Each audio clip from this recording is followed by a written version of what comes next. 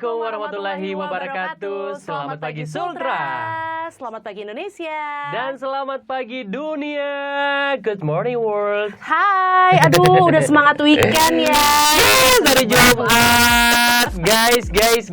Boleh pakai guys nggak? Boleh dong. Boleh aja lah di sini ya. Harusnya sama pemirsa ya. Semuanya pemirsa di rumah untuk di hari ini karena Jumat. Seperti yang kita ketahui kalau udah Jumat berarti udah long weekend. Yeay, apakah sudah menyiapkan mungkin kira-kira weekendnya akan kemana lagi atau tetap di rumah aja? Ya mungkin di rumah aja nggak apa-apa ya. Kalau emang nggak penting-penting amat untuk di luar rumah, mending di rumah aja karena kita masih di fase new normal nih pemirsa. Protokol kesehatan lebih aman mungkin kalau kita berada di dalam ruangan atau di dalam rumah sendiri. Betul. Kecuali memang kalau penting ya atau memang masalah kerjanya.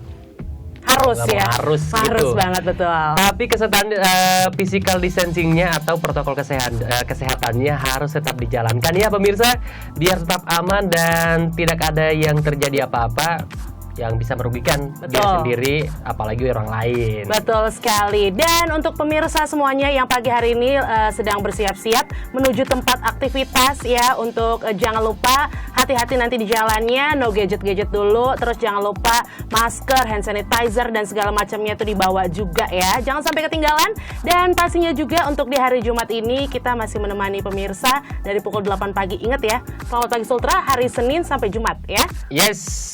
Dari jam 8 pagi ya pemirsa semuanya bisa dinonton melalui website kami. Betul. Di Mek.tv atau bisa di YouTube channel kita di Media Kendari. Dan karena hari ini hari Jumat ya kan, masuk long weekend, kita masuk di pintu gerbang untuk masuk di weekend gitu ya. Kita sajikan berita-berita yang mungkin ini bisa menjadi satu wawasan baru dan akhirnya tahu mau bergerak atau mau bertindak, mengambil sesuatu hal keputusan apalagi berbau soal yang namanya uang itu nyaman dan tidak kepikiran. Oke, ya jadi kan? Istilahnya kayak membangkitkan rasa ingin tahu, membangkitkan semangat juga ujung-ujungnya ini ya. Betul. Nah, kali ini di hari Jumat ini spesial karena Jumat berkah, kita kasih keberkahan yang satu ini. Ada apa tuh? Ini mengenai soal jurus jitu dari Otoritas Jasa Keuangan yang membangun ekonomi pasca Corona di Sulawesi Tenggara nih pemirsa, ya kan? Jadi semenjak Corona melanda bumi tercinta kita ini alias coronavirus disease 19 atau virus COVID-19 yang menyebabkan perekonomian di sejumlah negara di dunia memang terpuruk ya. Hal ini juga dialami oleh Indonesia, tak terkecuali di Sulawesi Tenggara nih pemirsa. Dan terkait hal ini, sejumlah pihak terus berupaya untuk memulihkan perekonomian saat ini termasuk Otoritas Jasa Keuangan.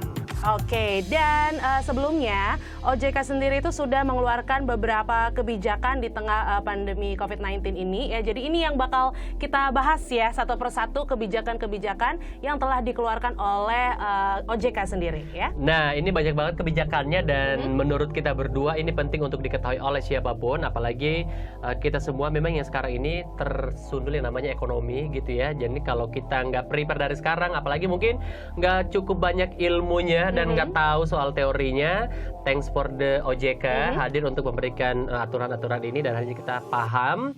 Kita akan memberitahukan kebijakan-kebijakan dari OJK itu sendiri. Yang pertama itu adalah kebijakan stimulus perbankan. Oke, kebijakan stimulus perbankan ya. Jadi di kebijakan ini Peraturan Otoritas Jasa Keuangan Republik Indonesia nomor 11 garis miring POJK.03/2020 tentang stimulus perekonomian nasional sebagai kebijakan countercyclical dampak penyebaran coronavirus disease 2019 pada tanggal 16 Maret 2020. Dan peraturan ini pemirsa, ini tuh mengatur mengenai relaksasi atas restrukturisasi kredit kepada debitur yang terdampak penyebaran COVID-19 baik perorangan, UMKM maupun koperasi. Itu dia ya. Kemudian pemirsa, di yang kedua juga ada nih Imo ya. Yes, dan yang kedua nih pemirsa mengenai soal peraturan Otoritas Jasa Keuangan. Otoritas Jasa Keuangan atau OJK Republik Indonesia nomor 18 POJK.03/2020 tentang perintah tertulis untuk penanganan permasalahan bank pada tanggal 21 April 2020 yang meliputi POJK ini mengatur kewenangan OJK memberikan perintah tertulis untuk melakukan penggabungan, peleburan, pengambilalihan dan atau integritas atau integrasi P3I maupun penerima P3I yang bertujuan untuk yang pertama, menjaga stabilitas sistem keuangan di tengah kondisi terjadinya pandemi COVID-19 dan atau menghadapi ancaman krisis ekonomi dan atau stabilitas sistem keuangan. Oke, jadi ini kita masih di tahap kebijakan stimulus perbankan dari OJK pemirsa ya. Betul. Jadi ada beberapa nanti akan kita bahas dan masih dari kebijakan stimulus perbankan yang dikeluarkan oleh OJK. Yang ketiga ini adalah Peraturan Otoritas Jasa Keuangan Republik Indonesia nomor 34/POJK.03/2020. Ini tentang kebijakan bagi bank perkreditan rakyat dan juga bank pembiayaan rakyat syariah sebagai dampak penyebaran coronavirus disease 2019 di tanggal 2 Juni 2020 pemirsa ya. Dan ketentuan ini itu memberikan relaksasi bagi BPR dan BPRS di masa COVID-19 antara lain dengan meringankan perhitungan penyisihan penghapusan aset produktif atau yang kita kenal dengan PPAP umum, terus juga nilai agunan yang diambil alih atau AIDA sebagai faktor pengurang modal inti ya dalam perhitungan kewajiban pemenuhan modal minimum. Itu dia ya. Oke, baiklah pemirsa. Ini seperti yang kita bilang tadi ada beberapa kebijakan dan kita bakal hadirkan dan juga berikan informasinya untuk beberapa kebijakan ini di layar kaca pemirsa semuanya. Namun sebelumnya seperti biasa kita akan memberikan informasi-informasi menarik seputar berita yang ada di Sulawesi Tenggara, nasional bahkan mancanegara. Seperti yang satu ini setelah jeda iklan pemirsa semuanya, kita akan memberikan satu berita mengenai pelatihan berbasis kompetensi institusional dan non-boarding Balai Latihan Kerja Kendari yang sempat tertunda namun kini kembali dilaksanakan dan telah masuk pada tahap 6 ya. Untuk informasi lebih lengkapnya kita akan jeda iklan berikut dulu.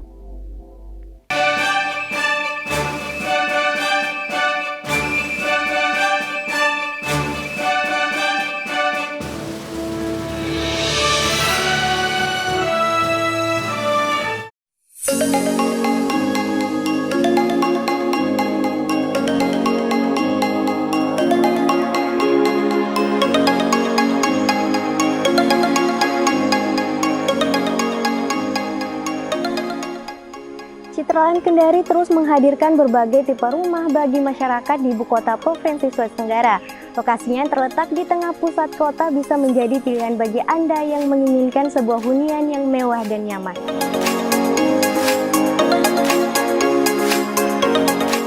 Rumah modern dengan harga sangat terjangkau dan kemudahan fasilitas serta lingkungan yang benar-benar asri, hijau, dan tertata rapi.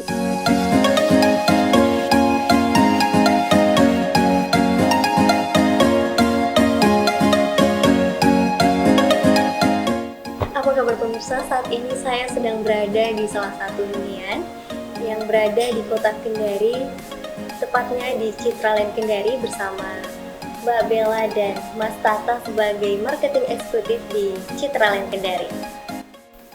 Nah, mungkin pemirsa ingin tahu promo tipe apa saja yang ditawarkan kepada konsumen saat ini. Mungkin Mbak Bella bisa jelaskan kepada pemirsa. Oke, baik, terima kasih. Kalau untuk saat ini untuk promo yang ada di Citraland kita ada beberapa. Yang pertama kita ada promo elektronik, itu biasanya TV atau AC seperti itu. Juga ada promo furnitur dan juga voucher belanja. Dan untuk promo yang terbaru kita ini ada promo ruko. Kita ada promo cicil DP selama setahun, nanti di cicilan ke-6 baru bisa langsung dihuni. Kita juga sudah free BPHTB, AJB dan juga asuransi. Seperti itu. Nah, untuk Mas Tata sendiri nih, strategi apa yang ditawarkan Citraland Kendari dalam menggait konsumen baru? Oke, baik Mbak. Terima kasih. Kalau kita berbicara masalah strategi, mungkin kita masih mengadakan yang umum saja seperti canvassing, tapi dengan protokol seperti memakai masker, memakai kaos tangan dan lain-lain seperti itu. Kemudian juga nanti mungkin kita akan mengadakan seperti pameran, terus gathering di bank, kemudian open house seperti itu. Kalau untuk sekarang sih strateginya mungkin seperti itu saja dulu. Nah, untuk pertanyaan selanjutnya kita kembali ke Mbak Bella. Dalam kondisi pandemi COVID-19, apa langkah-langkah Citra Land Kendari dalam melindungi konsumen dan calon konsumennya? Oke, seperti yang kita ketahui Mbak, sekarang kan kita lagi masih pandemi ya, memasuki new normal, jadi mungkin semua kalangan kena, termasuk kita juga Citra Land Kendari. Kalau untuk langkah-langkahnya, ada sih beberapa customer yang ingin datang ke kantor, tapi ada juga yang beberapa yang sangat sulit untuk kita temui. Jadi caranya kita masih tetap merangkul customer dengan cara kita masih tetap telepon, via telepon ataupun WhatsApp untuk membagikan promo apa saja yang ada di Citra Land Kendari. Daring ya Mbak? Iya, lewat daring juga. Kemudian kalaupun ada customer yang tetap mau datang ke kantor, ya seperti yang Mas Tata bilang tadi, kita masih melakukan protokoler itu, mengikuti SOP pemerintah dan kesehatan, seperti memakai masker dan face shield juga. Seperti begitu. Pertanyaan selanjutnya kita kembali ke Mas Tata. Seperti apa sih konsep dari tipe hunian yang terbaru saat ini, mungkin bisa dijelaskan kepada pemirsa di rumah? Oke, baiklah, terima kasih. Kalau untuk yang terbaru, jadi kami itu ada 2 tipe yang baru mau launching ini, seperti Vienna Boulevard, terus tipe Sofia. Nah, saya jelaskan dulu mengenai tipe Vienna Boulevard. Jadi kalau untuk ukuran coupling, Vienna Boulevard ini ada 2 tipe, yang pojok dan yang tengah. Nah, yang pojok ini ukurannya 12 x 22 dengan bangunan yang sama ya, 245. Kemudian yang tengah itu 10 x 22 seperti itu. Nah, kemudian tipe Sofia ini terdiri dari beberapa tipe juga. Itu yang khususnya yang di pojok seperti Sofia 9, Sofia 8 itu ukuran tanahnya beda-beda. Seperti Sofia 8 yang lebar tanahnya itu 8 x 16, kemudian Sofia 9 x 16, tapi yang tengah itu semuanya sama, ukurannya 6 x 16 dengan bangunan yang sama, tipe 82, seperti itu. Baiklah pemirsa, itulah tadi bincang-bincang saya bersama marketing eksekutif Citra Land Kendari. Ayo, tunggu apa lagi? Temukan berbagai pilihan unit impian Anda di Citra Land Kendari.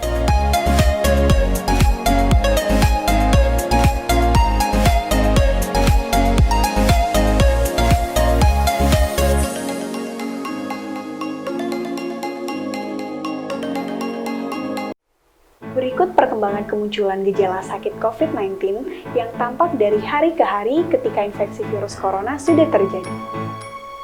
Hari pertama, pasien mengalami demam. Beberapa di antara mereka juga mengalami kelelahan, nyeri otot, dan batuk kering. Sementara sebagian kecil lainnya mengalami diare atau mual 1 atau 2 hari sebelumnya. Hari kelima, pasien bisa mengalami kesulitan bernafas, terutamanya jika mereka lansia atau memiliki gangguan kesehatan sebelumnya. Hari ketujuh, pada hari ketujuh ini, gejala di atas muncul dan rata-rata pasien belum dirawat di rumah sakit. Hari ke-8, pada titik ini, pasien dengan kasus yang parah 15% mengalami sindrom gangguan pernapasan akut atau ketika cairan menumpuk di paru-paru. Kejadian ini sering berakibat fatal. Hari ke-10, jika pasien memiliki gejala yang memburuk, ini adalah waktu ketika penyakit COVID-19 membuat pasien harus dirawat di ICU. Pasien-pasien yang memiliki kondisi ini lebih mungkin memiliki sakit perut memburuk dan kehilangan nafsu makan, ketimbang mereka yang termasuk kasus ringan. Pada fase ini, tingkat kematian ditemukan hanya sekitaran 2%. Hari ke-17, rata-rata pasien yang pulih bisa keluar dari rumah sakit setelah 14 hari sampai 18 hari perawatan. Sultra cerdas untuk negeri.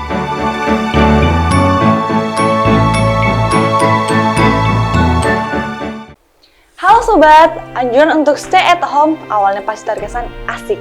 Namun, karena tidak semua terbiasa, nggak jarang sesekali muncul rasa jenuh. Sebelum benar-benar merasa bosan dan akhirnya cuma rebahan nggak produktif, ada beberapa aktivitas nih yang bisa dilakukan. Semuanya bisa dikerjakan dari rumah dan tentunya semua bermanfaat. 1. Yoga workout. Olahraga satu ini nggak hanya bantu atur pernafasan dan melatih tubuh agar makin resilience, tapi juga dipercaya untuk membuat kita lebih calm down. 2. Baca buku yang udah tertunda. Selama di rumah kali ini, pilih beberapa judul yang emang paling menarik, supaya kamu jadi semangat untuk mulai membaca. 3. Atur plan dengan menulis jurnal. Coba ambil waktu selama di rumah untuk memikirkan ulang goals ke depan, dan cek resolusi awal tahun yang baru dibuat. 4. Berkreasi dengan bikin kerajinan tangan. Let's be kreatif. Bikin kerajinan tangan juga aktivitas seru loh. Banyak tutorial bisa didapatkan di internet. Cari kerajinan tangan yang bahan dan alatnya sudah kita miliki. 5. Menyusun ulang ruangan. Pengaturan ruangan sangat mempengaruhi ambience yang ada. Nah, mungkin rasa bosan dari rumah karena melihat sudut yang monoton. 6. Berkebun. Baik di taman atau potted plants, berinteraksi dengan tanaman memberikan kesan happy tersendiri. Mulai dengan jenis tanaman yang mudah didapat dan dirawat. 7. Lakukan hobi lama. Kesibukan kadang bikin kita mengorbankan waktu untuk hal yang kita sukai. 8. Memasak menu sehat. Memasak adalah salah satu kegiatan yang stress relieving. Ada perasaan tenang saat memasak, dan tentunya bangga saat hasil masakan kita sudah jadi dan siap disantap. 9. Belajar skill baru. The last but not least. Ini yang paling oke. Waktunya buat upload diri dari rumah, belajar skill baru, atau memperdalam skill tertentu, supaya saat balik kerja di kantor, kita punya nilai tambah. Sultra cerdas untuk bangsa.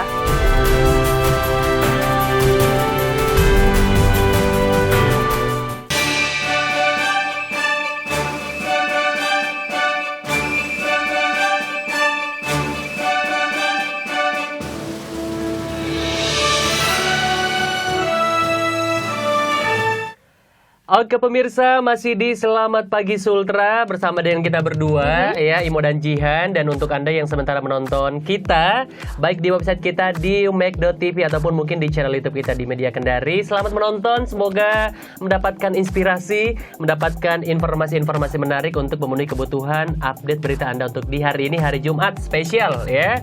Dan kita lanjut lagi ngomongin soal kebijakan dari Otoritas Jasa Keuangan ini mengenai pasar modal gitu ya. Oh, kalau tadi perbankan. Oke, Ya kan? sekarang berarti yang kedua pasar modal kebijakannya. Sekarang pasar ya? modal. Ini kebijakan stimulus di pasar modal ya, yang sudah diatur dari OJK alias Otoritas Jasa Keuangan. Nah, pemirsa, untuk di kebijakan stimulus di pasar modal ini yang pertama itu yaitu mengenai Surat Edaran Otoritas Jasa Keuangan nomor 3 /SEOJK.04/2020 tentang kondisi lain sebagai kondisi pasar yang berfluktuasi secara signifikan dalam pelaksanaan pembelian kembali saham yang dikeluarkan oleh emiten atau perusahaan publik pada tanggal 9 Maret 2020, yang dimana meliputi surat edaran OJK kepada para emiten dan perusahaan publik ini yang mengatur pelaksanaan buyback atau pembelian kembali sahamnya yang berdasarkan mekanisme yang diatur dalam POJK nomor 2/POJK.04/2013. Total keseluruhan pembelian kembali ditetapkan paling banyak 20% dari modal disetor dengan ketentuan paling sedikit saham yang beredar yaitu adalah 7,5%. Yang dimana modal disetor ini, ketentuan ini juga dikeluarkan untuk menjaga volatilitas harga saham yang tidak terlalu tinggi di tengah tekanan pelemahan ekonomi global. Oke, itu dia. Wow, ini cukup cukup rumit ya kalau misalnya Betul. kita lihat ya. Tapi kita harus tahu juga nih pemirsa ya tentang kebijakan ini, karena nanti kita sendiri yang akan memanen hasilnya atau kita yang akan menggunakannya. Betul. Nah, yang kedua ini adalah Peraturan Otoritas Jasa Keuangan Republik Indonesia nomor 15/POJK.04/2020 tentang rencana dan penyelenggaraan rapat umum pemegang saham perusahaan terbuka pada tanggal 20 April 2020. Nah, ketentuan ini pemirsa, ini mengatur penyelenggaraan rapat umum pemegang saham atau RUPS yang dapat dilakukan secara elektronik ya sebagai upaya membantu mengurangi penyebaran pandemi COVID-19, dan RUPS ini dapat dilangsungkan jika RUPS dihadiri oleh pemegang saham yang mewakili paling sedikit setengah bagian dari jumlah seluruh saham dengan hak suara hadir atau diwakili, kecuali anggaran dasar perusahaan terbuka menentukan jumlah quorum yang lebih besar. Itu dia. Oke, dan yang ketiga untuk kebijakan stimulus di pasar modal dari OJK sendiri, yaitu mengenai peraturan Otoritas Jasa Keuangan Republik Indonesia nomor 16/POJK.04/2020 tentang pelaksanaan rapat umum pemegang saham perusahaan terbuka secara elektronik pada tanggal 20 April 2020 yang meliputi POJK ini mengatur teknis pelaksanaan RUPS sehingga bisa berjalan secara efektif dan efisien serta mendukung terciptanya stabilitas sistem keuangan, di mana RUPS ini atau sistem yang disediakan oleh perusahaan terbuka memungkinkan semua peserta RUPS berpartisipasi dan berinteraksi dalam RUPS. Bentuk partisipasi dan interaksi tersebut dapat dilakukan melalui sarana audio, visual, audiovisual, atau selain audio dan visual. Oke, baiklah pemirsa ya, masih ada banyak sekali beberapa kebijakan lagi dari OJK, tapi kita harus tahan dulu sebentar karena kita akan beralih ke berita pertama untuk di hari ini ya. Jadi berita pertama hari ini pemirsa, Badan Narkotika Nasional Provinsi Sulawesi Tenggara memusnahkan 951,27 gram narkotika berjenis sabu ya. Pemusnahan ini merupakan ketiga selama tahun 2020 ini. Kira-kira seperti apa beritanya? Mari kita saksikan. Badan Narkotika Nasional Provinsi Sulawesi Tenggara memusnahkan 951,27 gram sabu yang terdiri dari 246,65 gram barang bukti dan 704,62 gram sabu temuan. Pemusnahan barang bukti ini bertujuan untuk mencegah terjadinya penyalahgunaan barang bukti sesuai Undang-Undang Nomor 35 Tahun 2009 tentang narkotika. Tim kami hanya bisa melaksanakan hanya bisa mengamankan barang bukti, sementara targetnya berhasil melarikan diri. Jadi barang bukti kita amankan, dan kemudian untuk mencegah terjadinya penyalahgunaan karena prosesnya juga sudah cukup panjang, kami sudah melaksanakan kegiatan penyelidikan berkali-kali untuk mencari si pelaku, namun sampai hari ini kita belum temukan. Nah, untuk mencegah terjadinya penyalahgunaan dari barang bukti ini, maka pada hari ini kita laksanakan pemusnahan. Assalamualaikum warahmatullahi wabarakatuh.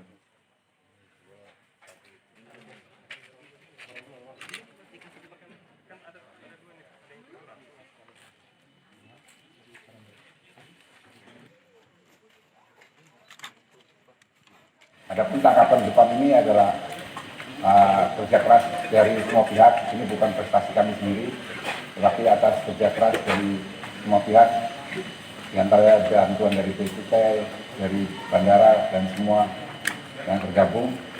Dan ini bukan suatu kebanggaan, sebetulnya adalah suatu keprihatinan, berarti ada benda berbahaya, ilegal yang masuk wilayah kita sebegitu besar ya untuk ukuran tingkat kabupaten. Dari Kendari, Tasun Tahang, Megdo TV melaporkan.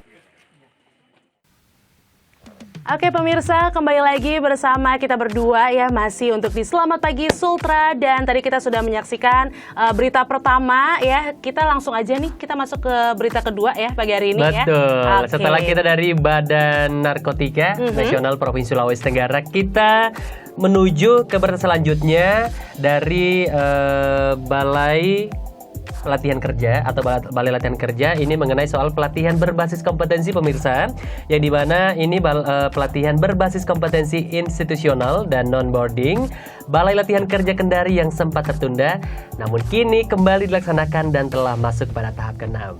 Seperti apa berita selengkapnya? Yuk kita saksikan bersama-sama.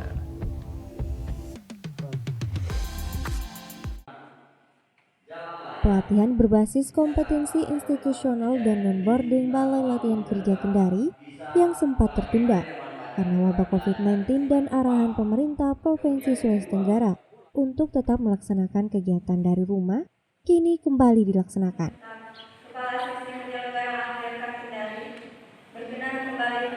Dalam pelatihan berbasis kompetensi ini diikuti 112 siswa yang dibagi menjadi beberapa kelas, yakni tata kecantikan rambut, pemrograman web, asistensi pembuatan pakaian, gas to mode wanita, servis sepeda motor injeksi, teknik los dan teknik audio video yang akan dilaksanakan kurang lebih sebulan.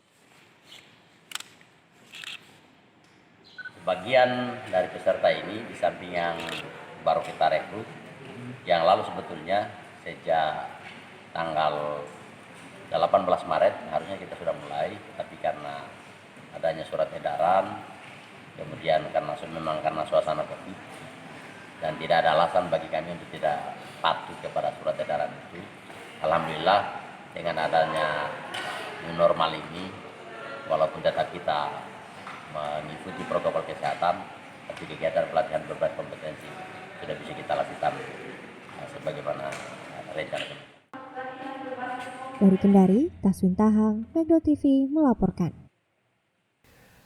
Oke pemirsa, 2 sajian berita telah kita hadirkan di ruang Anda semuanya, di ruang Anda, di layar kaca Anda ya, untuk di pagi hari ini. Dan kita masih punya banyak berita-berita menarik untuk Anda saksikan tentunya untuk mengupdate berita pagi hari Anda. Ini hanya untuk di Selamat Pagi Sultra aja, jadi untuk Anda mungkin yang baru bangun gitu ya, kami ucapkan selamat pagi ya, jangan lupa untuk sarapan pagi hari ini, apalagi kita menuju weekend harus punya energi yang pas. Besok kita recharge lagi gitu kan energinya dengan mungkin melakukan aktivitas-aktivitas yang positif gitu ya. Oke ya, mungkin kalau misalnya pemirsa ada yang sudah merencanakan besok mau berenang gitu ya. Waduh enak banget tuh katanya berenang ya. Terus juga mungkin ada yang mau bersepeda lagi seperti yang kita sering singgung ya. Sekarang tuh banyak sekali olahraga-olahraga yang lagi digandrungi, salah satunya itu adalah bersepeda. Waduh ya. Kayak judul lagu ya, dari Run bersepeda betul, gitu ya. Oke pemirsa, sambil menikmati atau mungkin menunggu untuk move di esok hari gitu ya, kita lanjutkan lagi nih untuk memberitahukan beberapa kebijakan dari Otoritas Jasa Keuangan, yang dimana kita sekarang lagi membahas soal kebijakan stimulus di pasar modal. Oke, tadi kita sebelum berita itu sudah memberitahukan ke pemirsa ada 3 ya. Betul. Ternyata masih ada lagi beberapa kebijakan yang masih masuk untuk di kebijakan stimulus di pasar modal pemirsa ya. Nah, yang keempat pemirsa, Peraturan Otoritas Jasa Keuangan Republik Indonesia nomor 17 /POJK.04/2020 ini tentang transaksi material dan perubahan kegiatan usaha pada tanggal 20 April 2020. Dan POJK ini untuk menyempurnakan definisi dan prosedur transaksi material, memperjelas substansi pengaturan dan meningkatkan efektivitas pengaturan dalam rangka peningkatan perlindungan pemegang saham publik dan kualitas keterbukaan informasi dalam transaksi material dan perubahan kegiatan usaha ya. Nah, selanjutnya pemirsa, lembaga jasa keuangan dalam kondisi tertentu yang melakukan transaksi material dikecualikan dari kewajiban melakukan keterbukaan informasi kepada publik ya, tetapi tetap wajib lapor ke OJK, seperti itu. Oke pemirsa semuanya, dan untuk yang terakhir atau yang kelima mengenai kebijakan stimulus di pasar modal dari OJK sendiri, yaitu mengenai peraturan Otoritas Jasa Keuangan Republik Indonesia nomor 37/POJK.04/2020 tentang tata cara pengecualian pemenuhan prinsip keterbukaan bagi emiten atau perusahaan publik yang merupakan lembaga jasa keuangan dalam rangka pencegahan dan penanganan krisis sistem keuangan pada tanggal 10 Juni 2020. Yang meliputi POJK ini bertujuan untuk memberikan pengecualian bagi pelaksanaan prinsip keterbukaan di pasar modal bagi emiten atau perusahaan publik yang merupakan lembaga jasa keuangan dalam rangka pencegahan dan penanganan krisis sistem keuangan serta menciptakan stabilitas sistem keuangan. Oke, itu dia ya. Ini kebijakan OJK dalam segi permodalan tadi ya? Betul. Oke, kalau begitu di pasar modal kita tinggalkan sejenak ya, karena nanti kita masih ada beberapa lagi untuk kebijakan OJK lagi nih pemirsa. Tapi sebelumnya kita ke Imo dulu nih, dia akan kasih apa kira-kira ya? Nah, kalau tadi masih butuh mungkin pengen konsumsi berita dari kita lagi ya, kita hadirkan lagi berita masih dari daerah Sulawesi Tenggara. Ini kita akan menyajikan satu berita datanya dari PT Garuda Indonesia yang dimana saat ini lagi gencar-gencarnya melakukan sosialisasi layanan pengiriman berbasis aplikasi kirim aja ke seluruh Indonesia. Dan tentunya salah satunya dilakukan Garuda Indonesia cabang Kota Kendari di kantor PT Kendari Mediatama Group pada 5 Agustus 2020. Seperti apa berita selengkapnya pemirsa? Kita jeda iklan terlebih dahulu. Tetap di Selamat Pagi Sultra.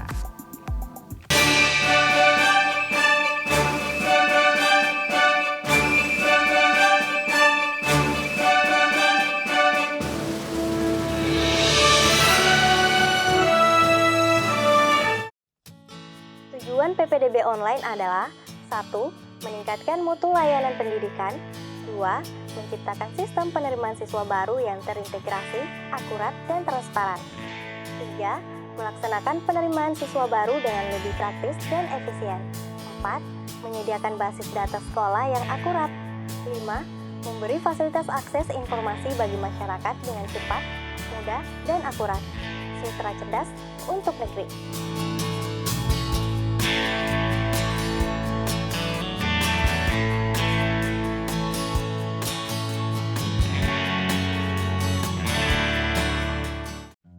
Siapkan dokumen berikut sebelum mendaftar PPDB online. 1.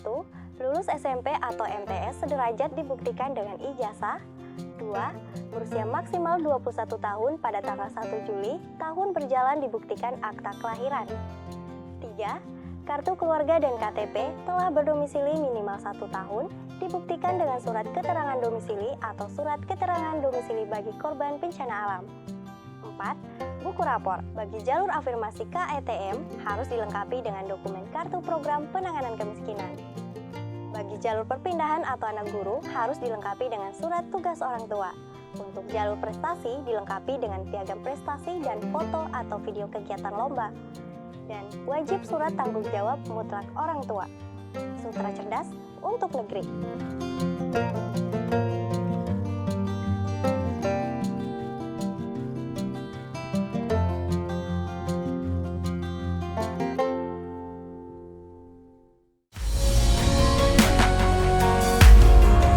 Mencegah lebih baik daripada mengobati.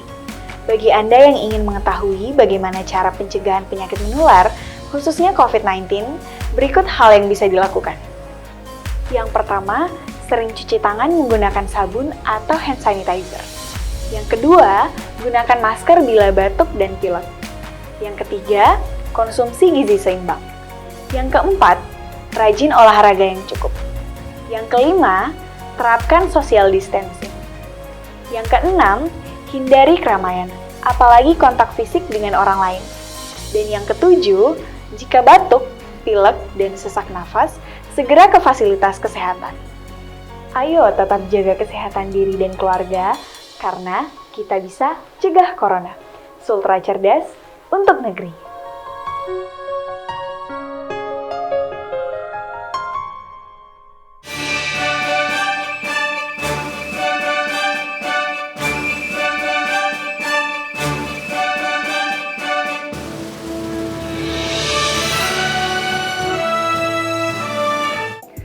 Kembali lagi di Selamat Sultra dan kita nggak berubah sama sekali. Saya nggak ambil posisinya Jihan nggak ngambil posisi saya dan tetap sama seperti awal kita masuk tadi. Iya dong. Di studio masih semangat, harus semangat karena ya sekarang lagi semangatnya new normal ini. Lumayan membuat longgar untuk beraktivitas dan juga memulai aktivitas-aktivitas yang sempat postpone alias tertunda di bulan-bulan kemarin pas PSBB. Betul sekali ya, dan kalau misalnya dilihat memang sudah banyak juga kegiatan mungkin yang dilakukan. Betul. Langsung face to face, tapi kembali diingat mungkin memang tempatnya atau wilayah di mana kita tinggal juga memang masih zona hijau. Jadi mungkin masih bisa ya untuk melakukan event atau acara secara face to face. Tapi lain halnya nih Imo kalau misalnya memang sudah berada di zona merah ya. Jadi memang harus di rumah aja, work from home bila perlu, dan juga PSBB kembali dilancarkan lagi ya. Yes, alias ikuti aturan pemerintah. Itu dia yang paling penting. Oke pemirsa, kita lanjut lagi mengenai soal kebijakan dari Otoritas Jasa Keuangan alias OJK. Kita melangkah ke kebijakan stimulus di industri keuangan non-bank nih pemirsa ya. Ini meliputi yang pertama mengenai soal Peraturan Otoritas Jasa Keuangan Republik Indonesia nomor 14/POJK.05/2020 tentang kebijakan counter-cyclical dampak penyebaran coronavirus disease 2019 bagi lembaga jasa keuangan non-bank atau LJKNB pada tanggal 14 Maret 2020. Dan ini juga meliputi ya, POJK ini merupakan kebijakan stimulus yang diberikan OJK bagi IKNB yang diharapkan bisa menjaga stabilitas industri keuangan non-bank dan memberikan keringanan bagi para debitur khususnya perusahaan pembiayaan dengan nilai di bawah 10 miliar rupiah. Terus selanjutnya mengenai soal ketentuan ini antara lain mengatur batas waktu, penyampaian laporan, pelaksanaan penilaian kemampuan dan kepatutan, penetapan kualitas aset berupa pembiayaan dan restrukturisasi pembiayaan yang dimana perhitungan tingkat solvabilitas perusahaan asuransi syariah, perusahaan reasuransi, dan perusahaan reasuransi syariah DSB. Oke, dan selanjutnya ya ini masih kebijakan dari stimulus di industri keuangan non-bank pemirsa. Peraturan Otoritas Jasa Keuangan Republik Indonesia nomor 40/POJK.05/2020 ini tentang perintah tertulis untuk penanganan permasalahan lembaga jasa keuangan non-bank pada tanggal 18 Juni 2020. POJK ini memberikan kewenangan bagi OJK untuk dapat memberikan perintah tertulis kepada LJKNB untuk melakukan maupun menerima penggabungan, peleburan, pengambil alihan, dan atau integrasi. Oke, itu dia tadi ya mengenai dari beberapa kebijakan dari OJK soal kebijakan stimulus di industri keuangan non-bank. Oke, pemirsa semua untuk di Selamat Pagi Sultra di pagi hari ini, apapun yang kalian lakukan untuk di pagi hari ini, semoga informasi-informasi yang kita berikan ini terutama dari stimulasi atau kebijakan dari Otoritas Jasa Keuangan alias OJK ini bisa memberikan sedikit wawasan lagi mengenai soal minimal manajemen keuangan kita. Betul. Apalagi ini kan tadi ada dari perbankan, pasar modal, sekarang non-bank lagi ya. Ini sebenarnya adalah satu ilmu atau satu wawasan yang kita bisa pahami untuk minimal kita nggak terlalu was-was. Yes, betul sekali. Ada pegangan istilahnya. Betul, setuju. Jadi ini adalah salah satu cara untuk mengedukasi kita juga sebenarnya Imo ya. Jadi kita ke depannya itu nggak gagap dan nggak bingung ini seperti apa, karena sudah dikeluarkan kebijakan-kebijakan yang nanti kita masih akan beberkan lagi. Masih ada beberapa lagi pemirsa untuk kebijakan dari OJK sendiri ya. Baik, tapi sebelum kita beberkan lagi ya, karena ini bukan rahasia. Wow, kalau rahasia nggak bisa dikasih tahu nggak boleh, betul. Kita berikan aja nih informasi berita selanjutnya spesial untuk Anda di Selamat Pagi Sultra. Oke, berita selanjutnya pemirsa, ini dari Bupati Jeneponto, Iskandar yang ikut hadir saat lepas sambut Komandan Distrik Militer 1425 Jeneponto, Letkol Infantri Irfan Amir selaku Dandim 1425 Jeneponto yang pindah tugas. Seperti apa beritanya? Mari kita saksikan.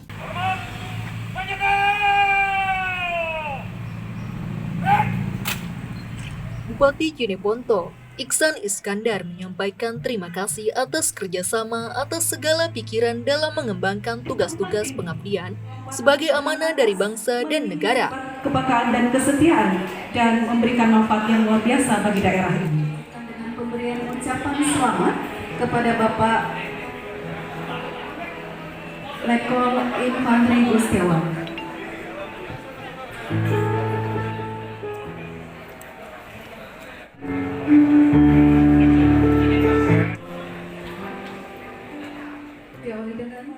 Menurut Iksan, selama ini Kodim telah menunjukkan peran dan perhatiannya dalam upaya mewujudkan tatanan sosial masyarakat yang lebih baik.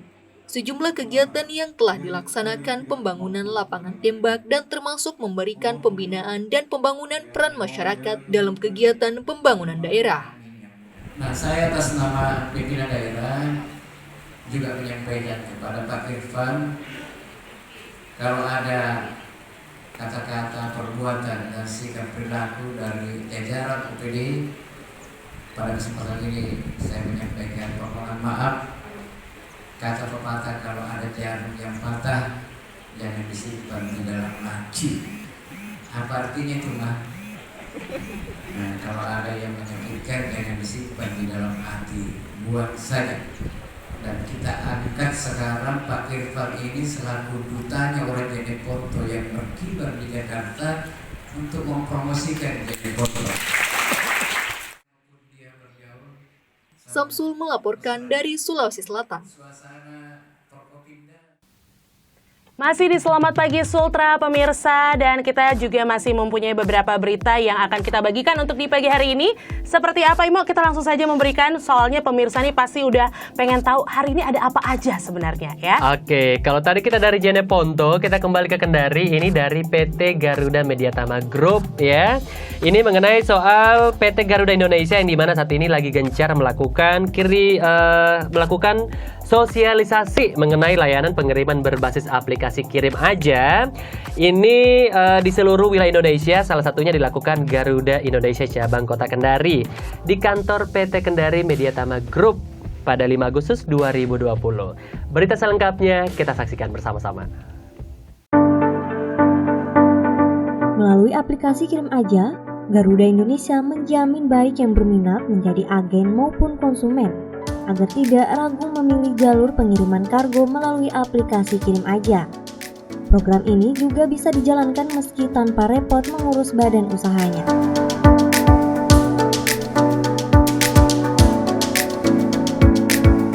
Untuk Kirim Aja ini maksimal satu packing itu saat ini butuh 69 kilo. Jadi kalau yang misalnya ada barang sampai dengan 100 kilo, berarti harus dibuat dari 50 kilo, lalu mendapat hanya 25%. Tapi kalau mendapat 50%, dibuat aja 10. Tidak apa-apa, karena saat ini manajemen melihat hanya satu konsol, satu resi. Walaupun tujuannya A, ya barang ini tujuannya A, barang B, A, nggak masalah. Nggak tahu nanti ke depannya. Jadi itu dipersilakan. Itu yang untuk yang direct. Kirim Aja terbuka untuk seluruh masyarakat termasuk kalangan media yang mempunyai kemauan untuk menjadi pengusaha kargo. Saat ini pihak Garuda membuka kesempatan selebar-lebarnya.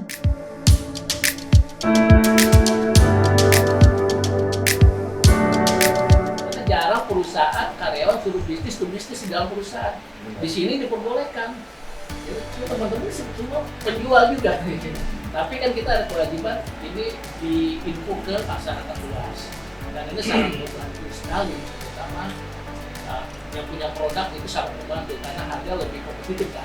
Biasanya orang pas ya, jual produk ini keluar Rp100, karena ada biaya kirim jadi Rp120. Tapi karena kita udah punya aplikasi, kita bisa ini, udah Rp80 deh saya kasih karena udah ada keuntungan di sini 50%.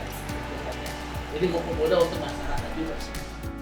Aplikasi Kirim Aja dapat memberikan berbagai benefit dan kemudahan serta solusi pendapatan di tengah pandemi corona yang belum usai. Tim Liputan, Megdo TV melaporkan. Baik pemirsa, di Selamat Pagi Sultra kita sudah mengenal tadi salah satu layanan aplikasi ekspedisi ya, kirim aja dari PT Garuda. Ini dari Garuda Kendari juga ikut serta untuk mensosialisasikan, mempermudah. Karena selama COVID-19 memang banyak hal yang tertunda, salah satunya adalah barang-barang yang kita belanja di luar. Sulit pemirsa untuk bisa sampai di Kendari dalam waktu atau jangka waktu yang kita ditentukan. Thanks for the Garuda lagi nih ya. Ada option lain, the choice untuk kita semua mungkin, apalagi yang bisnis online sekarang kan lagi marak banget soal all shop dan all shop gitu ya, yang dimana membutuhkan ini nih. Salah satunya adalah kirim biar aja. Cepet gitu biar kan cepet, ya, karena gitu. memang kemarin itu banyak sekali yang tertunda, barang-barangnya agak susah, agak lama ya nyampenya. Ya karena penumpukan barang, terus habis itu juga kemarin sempat PSBB juga ya kan. Jadi memang semoga hadirnya ini tuh bisa membantu mungkin yang memang lagi menjalankan bisnis ya berupa all shop itu jadi lebih cepat, apalagi yang suka belanja online ya. Seperti kita berdua di sini belanja online ya gitu ya. Oke deh pemirsa, biar cepat ya semuanya ya. Tapi kalau hari ini jangan cepat-cepat untuk menyudahi acara ini, karena kita masih setia menemani pemirsa di Selamat Pagi Sultra. Ibaratnya nggak afdol bangun pagi hari tanpa menyaksikan kita berdua di Selamat Pagi Sultra. Ini adalah kayak bahan pokok gitu. Betul. Ya. Kita kayak nasi ya. Oke, ngomong soal nasi, sarapan pagi nasi kah hari ini pemirsa? Apapun sarapannya, semoga itu bisa membuat pemirsa salah satu pemicu untuk semangat dan juga membuat pemirsa semakin punya motivasi hidup hari ini. Dan juga selalu positive thinking. Oke, itu dia ya. Seperti biasa, Imo itu luar biasa, golden ways banget kamu pagi hari ini ya. Oke pemirsa, nanti kita akan kembali lagi untuk beberapa berita. Ini mungkin kita kasih sedikit clue ya untuk berita selanjutnya. Jadi berita selanjutnya nanti pemirsa akan segera melihat ya, segera menyaksikan. Itu tentang ibadah haji tahun ini yang sangat berkesan bagi Farida Bakti Yahra dan Muhammad Wahyu. 2 WNI yang tinggal di Arab Saudi. Mereka termasuk dalam ribuan jemaah yang berkesempatan menunaikan ibadah haji pada saat Arab Saudi melarang jemaah dari luar negeri untuk mencegah penularan COVID-19. Seperti apa beritanya, kita akan saksikan setelah jeda pariwara berikut ini.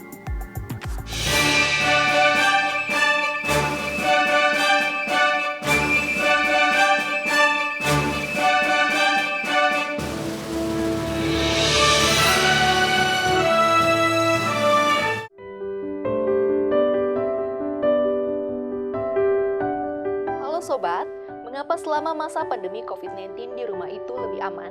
Alasannya cukup jelas, karena yang pertama, social distancing tercapai, yang kedua, terhindar dari droplet atau tetesan kecil dari orang lain, dan yang ketiga, terhindar dari penyebaran virus melalui udara di tempat umum. Pastikan diri kita aman di rumah saja dan keluar rumah hanya untuk kebutuhan mendesak, misalnya ke fasilitas kesehatan atau urusan penting lainnya. Sultra cerdas untuk negeri.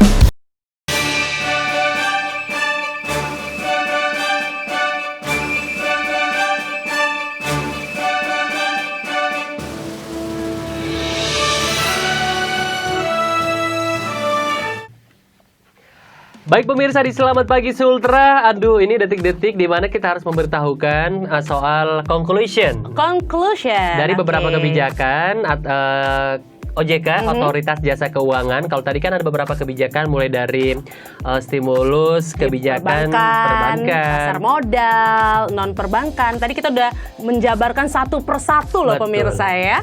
Banyak tapi punya manfaat. Itu dia yang paling Dan penting. juga mungkin pemirsa kita selalu informasikan untuk hal seperti ini kan sekarang udah gampang nih, ya kan? Kalau mungkin lewat gitu ya. Selain pemirsa bisa menonton rerun, gitu kalau mungkin nggak sempat live streaming untuk di Selamat Pagi Sultra, ada rerunnya nanti ditonton lagi via YouTube, atau enggak mengenai soal Otoritas Jasa Keuangan ini bisa langsung dicek mungkin di website dari OJK sendiri. Betul. Dan juga nih dibaca baik-baik, dilihat baik-baik soal beberapa kebijakan-kebijakan mengenai dari stimulus tadi dari perbankan, pasar modal dan juga industri serta keuangan non-bank ya. Betul sekali ya. Nah, pemirsa, saat ini OJK mengeluarkan kebijakan lanjutan untuk mendukung pemulihan ekonomi nasional yang merosot akibat COVID-19 ini. Kepala OJK Sulawesi Tenggara, Muhammad Fredly Nasution menjelaskan, kebijakan selanjutnya yang akan diambil yakni penguatan peran sektor industri jasa keuangan atau IJK. Itu dia ya. Oke, dan kebijakan tersebut ini kata Fredly dikeluarkan sebagai salah satu jurus dalam pemulihan ekonomi nasional dengan menempatkan IJK sebagai katalis dalam menggerakkan roda perekonomian. Oke, kebijakan stimulus ini pemirsa selain untuk menjaga stabilitas sektor jasa keuangan, ini juga berfungsi untuk menempatkan industri jasa keuangan menjadi katalis dalam menggerakkan roda perekonomian dengan memberikan daya dukung bagi sektor real, seperti itu. Oke, dan untuk kebijakan stimulus yang telah dikeluarkan OJK sendiri antara lain restrukturisasi, sampai libet nih bahasanya ya.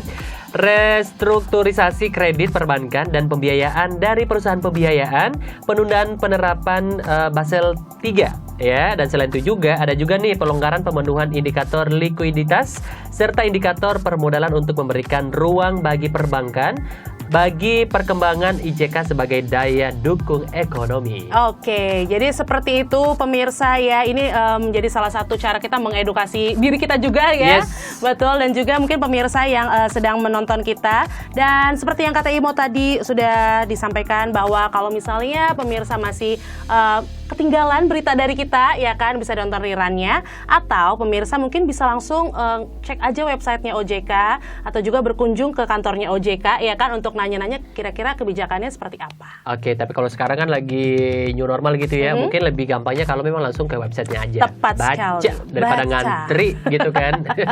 Oke pemirsa di Selamat Pagi Sultra, mungkin untuk Anda oke udah sarapan, oke, tapi kita pengen buat sarapan ini dalam bentuk informasi biar pemirsa semuanya kenyang lambungnya, informasi juga kenyang. Oke, jadi semuanya kenyang dari atas sampai perut ya, itu kenyang semua ya. Ibarat fashion head to toe ya. Head to toe. Betul sekali pemirsa ya. Dan tadi sebelum kita kembali untuk ngebahas tentang stimulus yang diberikan OJK, tadi kita juga sudah sempat memberikan bocoran tentang berita selanjutnya. Waduh. Seperti apa itu? Ini dia pemirsa ya, jadi ibadah haji tahun ini memang sangat berkesan bagi Farida Baktiyahra dan Muhammad Wahyu, dua WNI yang tinggal di Arab Saudi. Mereka termasuk dalam ribuan jemaah yang berkesempatan menunaikan ibadah haji pada saat Arab Saudi sendiri itu melarang jemaah dari luar negeri untuk mencegah penularan COVID-19. Seperti apa beritanya? Mari kita saksikan.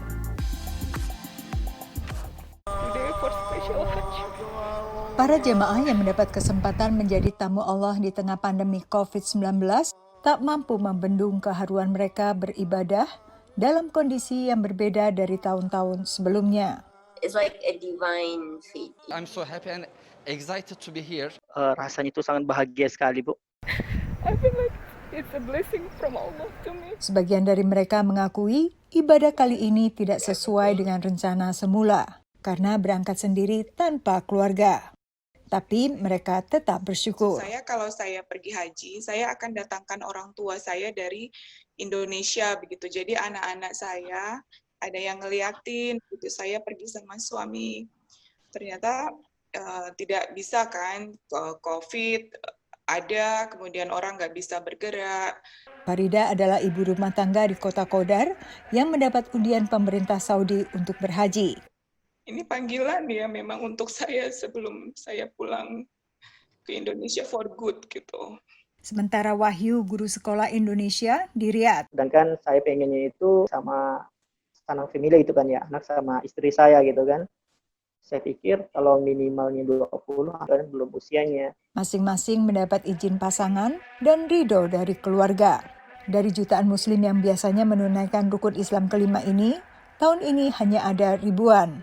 Dan itu pun dibatasi bagi penduduk Arab Saudi. Pemerintah Arab Saudi tidak hanya membatasi jumlah jamaah haji, tetapi juga menerapkan protokol kesehatan yang ketat, termasuk larangan mencium Ka'bah ataupun Hajar Aswad. Dan upaya pemerintah Arab Saudi ini mengundang pujian dari Organisasi Kesehatan Dunia WHO yang menyebutnya sebagai contoh langkah serius pemerintah untuk beradaptasi dengan kenormalan baru. Sebagai guru agama Islam, Wahyu mempunyai pendapat yang sama. Oh, Masya Allah, luar biasa sih. Ungkapkan ini betul-betul inilah sosok asli Islam seperti itu.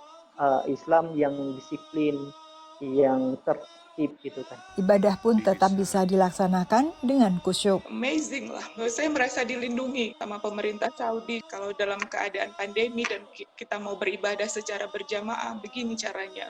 Ibadah pun tetap bisa dilaksanakan dengan khusyuk. Sepi begitu, khusyuk begitu, saya bisa betul-betul ibadah. Syahdu begitu, saat tawaf gitu syahdu sekali, Pak.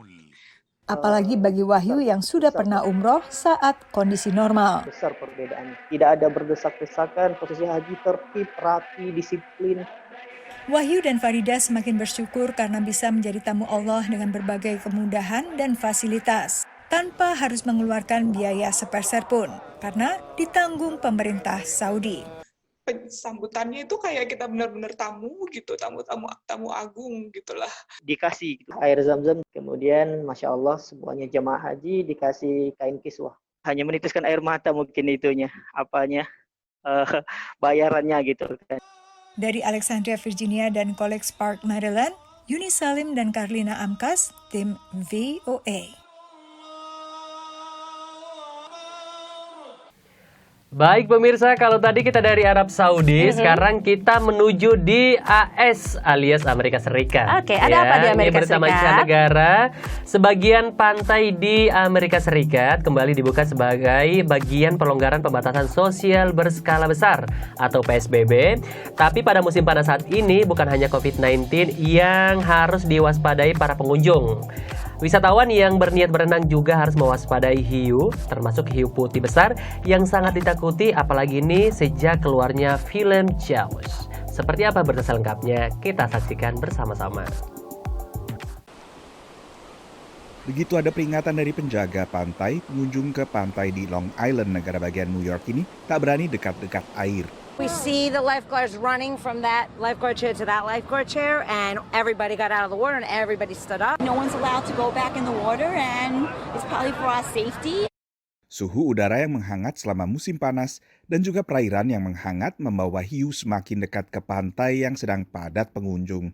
We saw a large, dark gray and white object on the surface of the water, making a huge splash that no other fish could make. We try to get our boats as close to shore as we can, and we're going to continue looking, and we're going to make sure that everybody's safe out there.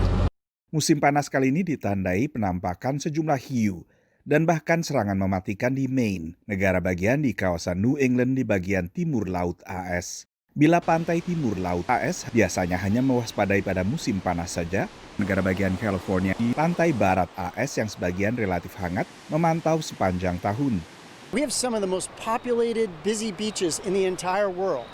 And California is one of the few places where people are using the ocean year-round. Millions and millions of people are out sharing the water with these sharks.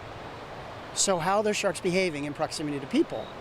And how do people behave in proximity to sharks?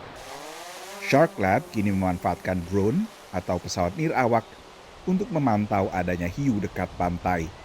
So in the past we used helicopters and planes and it was very expensive. In addition, there are challenges in terms of where you can fly. But with drones, you can fly them very low to the water, much more safely. And the key is really visibility. How clear the water is, how shallow the water is. And quite often, we can see sharks even in 30 feet of water. We use the drone to find the animal. The drone pilot relays the position to us. Essentially, we just start following the drone around. And then we can get close enough. It's simply a case of using a pole spear like this, which has a modified adapter to take these anchor fittings. So that would sit into there. And then you just have to shoot the tag into the dorsal musculature on the back of the animal. And so it'll sit and tow this tag probably for a couple of years before it sheds it. And so for those 2 years or more that this is on the back of the animal, we can basically follow its movements up and down the coastline. Pemantauan dilakukan dari San Diego di selatan hingga Santa Barbara, dekat Los Angeles. Despite the fact that shark populations are going up and more people are using the water than ever before, we're not really seeing more people actually being bitten by sharks. In fact, in some years, the rate has gone down. So what that tells us as a scientist is that we're not on their menu at all, but occasionally accidents happen. Penelitian Shark Lab ini bisa ikut memastikan bukan hanya perilaku hiu, tapi apakah masing-masing jenis hiu lebih mengancam manusia dibandingkan jenis lainnya.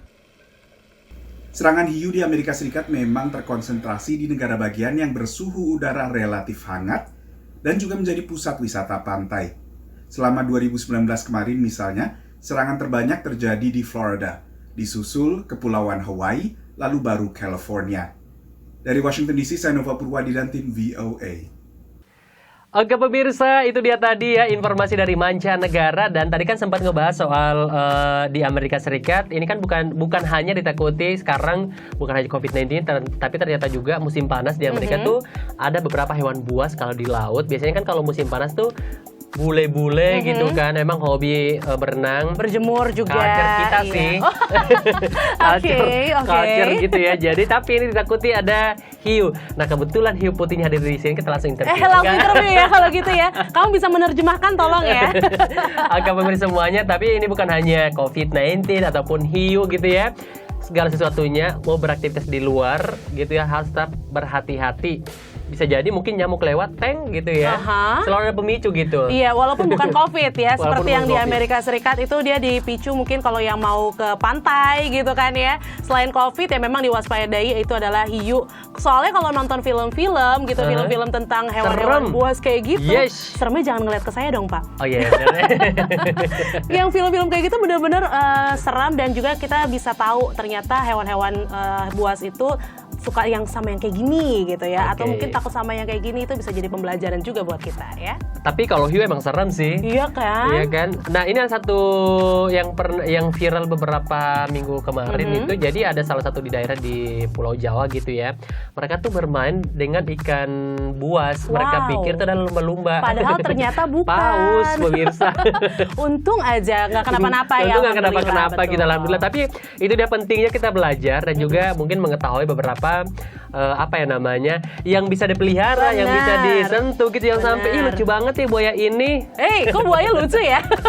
Agak serem dong kalau kayak gitu. Jadi memang betul sih katanya Imo ya, kita harus tahu mana hewan yang bisa kita pelihara, mana hewan yang dilindungi, ya kan? Benar. Mana hewan yang mungkin dilihatnya cukup dari jauh aja gitu betul, ya. Betul. Harus tahu semuanya. Iya, dan itu udah ada, biasanya kalau kita jalan-jalan di taman atau di kebun binatang tuh kadang-kadang tuh udah ada aturannya gitu. Ini bisa disentuh, ini nggak boleh gitu. Jangan sampai mungkin ini komodo apa biawak ya. Tipis ya, beda tipis mungkin ya. Karena kan seras kan, mereka satu ras.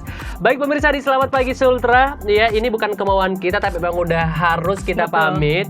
Takutnya mungkin kalau kita kelamaan di sini nggak ada waktu untuk yang lainnya. Wow, sepertinya Imo memang sudah membagi-bagi waktunya ya pemirsa ya.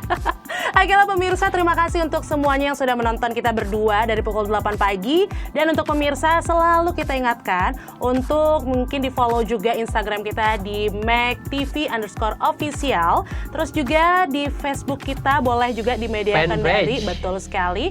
Di YouTube kita di mana Imo? Media Kendari, jangan lupa dinonton di situ atau mungkin bisa langsung ke website kami di mac.tv ya. Thanks for the crew kreatif, semua kru kerabat kerja yang bertugas hari ini yang sudah membuat kita tampil oke ya. Kadang-kadang nih ada I-A-I-U-E-O-nya tapi karena ya tangan-tangan malaikat mereka membuat kita tetap baik-baik aja dan Betul aman-aman sekali. aja dengan satu tujuan memberikan informasi kepada pemirsa. Selamat pagi Sultra. Oke, kalau begitu kita berdua mengucapkan selamat menyambut akhir pekan. Semoga berbahagia ya akhir pekannya. Yes. Terus juga yang mungkin masih tetap kerja akhir pekan, semangat ya. Selamat berkumpul bersama dengan keluarga atau bersama dengan orang-orang tersayang. Jangan lupa untuk selalu menyebarkan hal-hal positif ke banyak orang ya. Jangan lupa untuk menyebarkan kasih sayang Anda kepada semua orang biar dunia menjadi damai. Wow, oke deh. Wah, aku Agak serem ya. lama-lama sama kamu aku tuh damai banget Oh, gitu begitu ya. ya? Betul sekali. Kata nyaman itu menjebak pemirsa ya. Aku takut dengan kata nyaman itu. Tapi kalau yang ini harus selalu nyaman karena hanya di Selamat Pagi Sultra Anda bisa mengupdate selalu berita-berita terupdate. Betul. Daerah, nasional bahkan mancanegara. Oke deh, kalau begitu pemirsa, kita panjang ya dari A, B, C, D semuanya. Intinya kita harus pamit ya. Terima kasih Baik. sekali lagi. Dan have long weekend pemirsa semuanya. Wassalamualaikum warahmatullahi wabarakatuh. Sampai jumpa pemirsa. Happy weekend. Bye. Bye bye bye bye bye. Bye bye Mo.